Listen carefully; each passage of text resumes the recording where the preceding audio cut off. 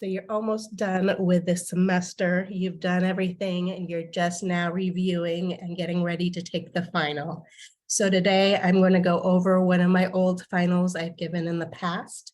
And this should be a good representative of things that you may see on the final that you're going to be taking next week. So there is a huge portion of the exam that you are not going to be allowed to use a calculator. So you should be expected to know your special angles and do things without the calculator. If you are in my class, what I would do, I'm going to upload this PDF file to your Canvas page, and I would take this as it was a test, and then I would come back and watch this video and see what you did right and wrong. If you are preparing for some other class, trigonometry, you may want to pause the video, go through these examples, and then watch the solution. So the first part of this exam says evaluate the following without a calculator. So the first part is cosine of 5 pi 6. So instead of just giving me an answer so that you could get some partial credit, why don't you map out your angle? So if I am looking at cosine of 5 pi 6, I know that I am in the second quadrant.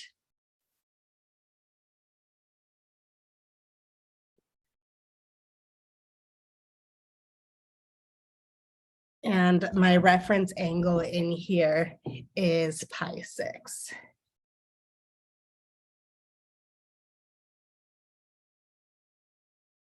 So I know that cosine of 5 pi 6 is equal to the negative, because cosine is negative in the second quadrant, of cosine of pi 6.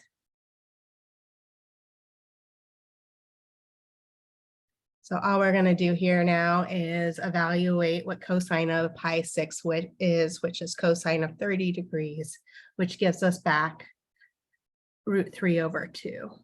So our result is negative root 3 over 2. The next question says sine of negative pi thirds. And so we're going to look at graphing negative pi thirds. The angle is negative, so I'm going to go clockwise instead of counterclockwise. And I'm going to go down pi thirds. So negative pi thirds, my reference angle is also pi thirds. I could think of this, if I wanted to, though, as sine is an odd function. So what it means to be odd, if I put in a negative angle, wherever I see theta, this is going to be negative of the function of theta.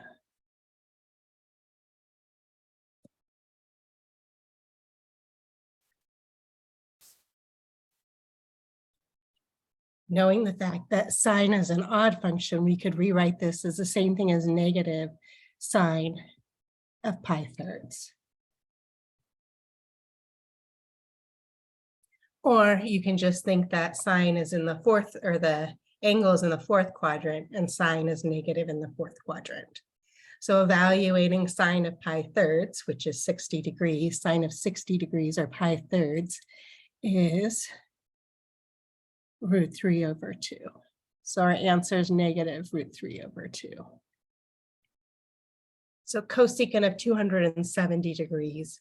If it helps you rewrite this in terms of sine, this is the same thing as 1 over sine of 270 degrees. So 270 degrees would get us back down to the negative part of the y-axis. So I know that sine is -1 down there, and so this is 1 over -1, or result is -1. Tangent of 3 pi fourths. So graphing 3 pi fourths.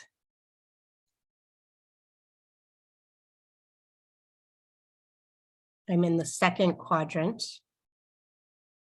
My reference angle in here, reference angle again, you're always going to the closest part of the x-axis.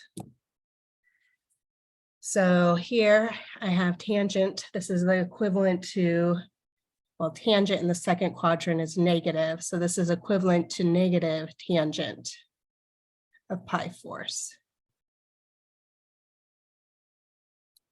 So this is equal to negative, well, tangent of pi fourth is 1. So this is equal to negative 1.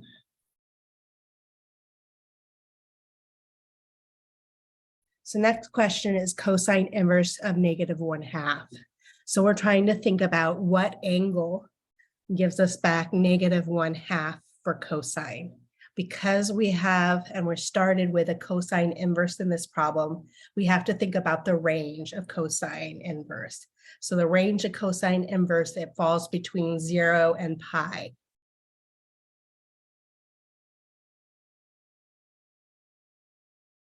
So our answer in here, I know that my value is negative. Cosine is a negative in the second quadrant.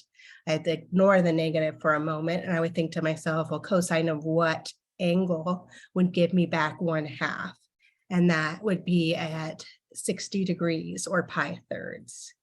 And so so my reference angle in here is pi thirds. But my angle, because again, cosine is negative, my angle is contained in quadrant 2. And so pi minus pi thirds gives me back 2 pi thirds.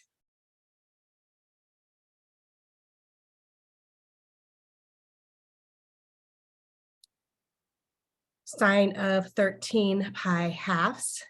Well, I noticed that this is more than 2 pi. So this is equivalent as the following. So looking at 2 going into 13, well, that goes in 6 times. So 6 pi plus a remainder of pi halves. So that 6 pi tells me I'm going around a revolution of 3 times, and then plus a pi halves. So this is equivalent to sine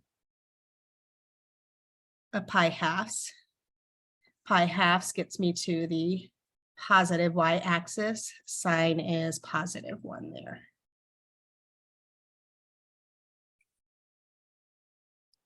The next problem says cosine squared 35 degrees plus sine squared 35 degrees.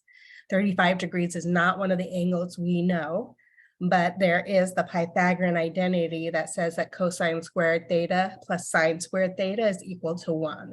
So as long as those angles are the same, which they are, we can say this is equal to 1. The next one says cosine squared of 15 degrees minus sine squared of 15 degrees.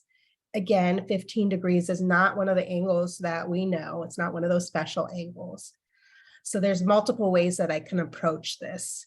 One way is rewriting 15 degrees in terms of the sum or difference of 2 angles I know, and then using the sum and difference of formulas for cosine and sine. I could create this as a half angle by writing 15 degrees as 30 degrees over 2, or I can notice that this is one of my trigonometric identities. This actually ends up being the same thing as one of our formulas for cosine of 2 theta. So cosine of 2 theta, recall, is the same thing as cosine squared theta minus sine squared theta.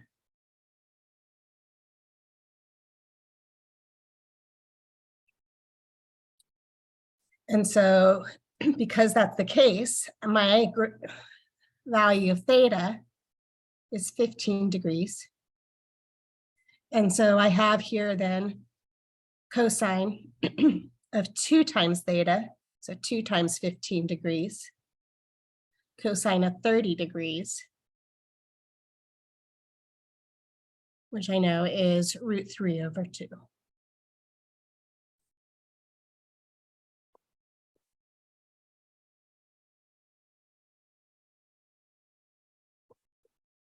The next example has arc sine of negative √2/2. So recall arc sine, or if it has arc in front of the trigonometric function, that's just another way of saying our sine inverse. So arc sine of negative √2/2 is the same thing as sine inverse. of negative root 2 over 2. We need to think about our sine inverse function. The range of sine inverse is between negative pi halves and pi halves.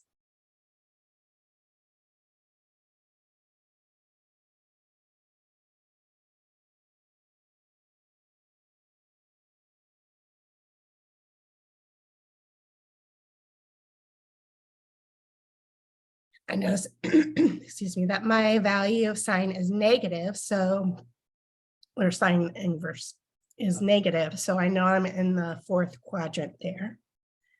I would ignore the negative for a moment and think about what my reference angle would be. So sine of root 2 over 2, I know is pi fourths. So since I'm in the fourth quadrant and I'm going clockwise, this theta would be negative pi fourths.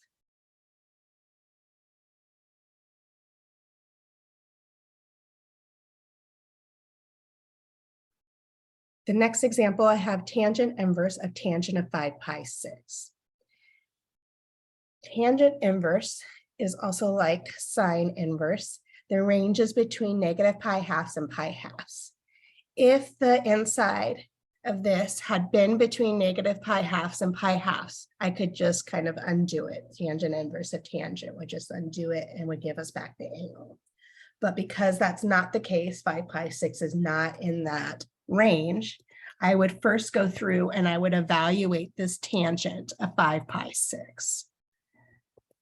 So looking at that tangent inverse, well, 5 pi 6, that angle would be in my second quadrant. My reference angle in the second quadrant is pi 6 or 30 degrees if you want to convert it to help you. Tangent in the second quadrant is negative. So this value I'm going to get back is negative of whatever tangent of pi 6 is. And that one is the root 3 over 3. So I know what my reference angle is, which is pi 6. My value is negative of what I'm taking the inverse of. So I know I'm in the second quadrant. So this, it would equal negative pi 6.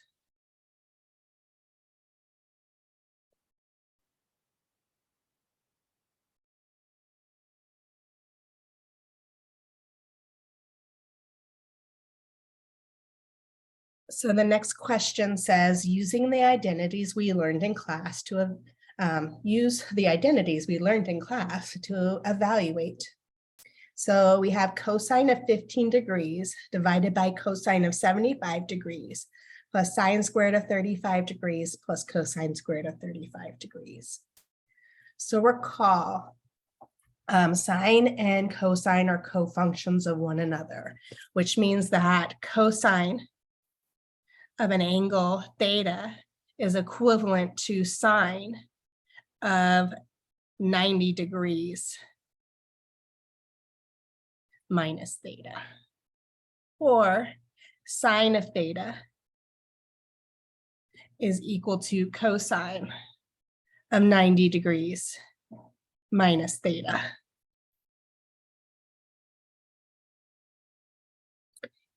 So we want to use one of these to rewrite either our numerator or denominator in terms of the other trigonometric function. So let's rewrite cosine of 15 degrees. So cosine of 15 degrees using this formula is the same as sine of 90 degrees minus 15 degrees all over sine of our 75 degrees plus, well, I notice I have a sine squared theta plus cosine squared theta here, that theta being 35 degrees, and that's the equivalent to 1, so plus 1. So I get here sine of 75 degrees divided by sine of 75 degrees plus 1. So 1 plus 1 gives us back 2.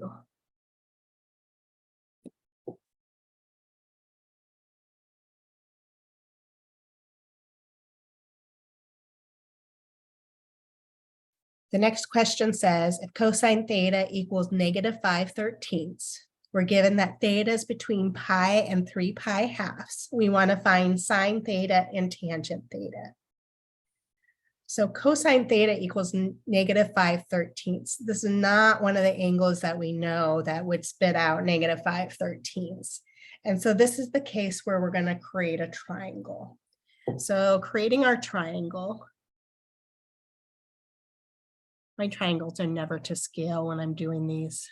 I hope you've already noticed that and are okay with that. Theta here. So theta, I have adjacent for cosine over hypotenuse. So that would be 5 down here. The adjacent side, hypotenuse is 13. I need to find my opposite side. Let's just call that B. So I know that B is equal to the square root of my hypotenuse squared minus my adjacent side squared. So this is equal to the square root of 169 minus 25, which is equal to the square root of 144, which is equal to 12. So I know what my opposite side is, which is 12. So knowing that, knowing that theta is contained in quadrant 3, so I know what the value of my trigonometric function is positive or negative, being in quadrant 3. Well, sine theta is negative in quadrant 3. So when I'm evaluating sine theta, I have sine theta is equal to the negative of the opposite side of theta, which is 12, all divided by the adjacent side, not adjacent, the hypotenuse side, which is 13.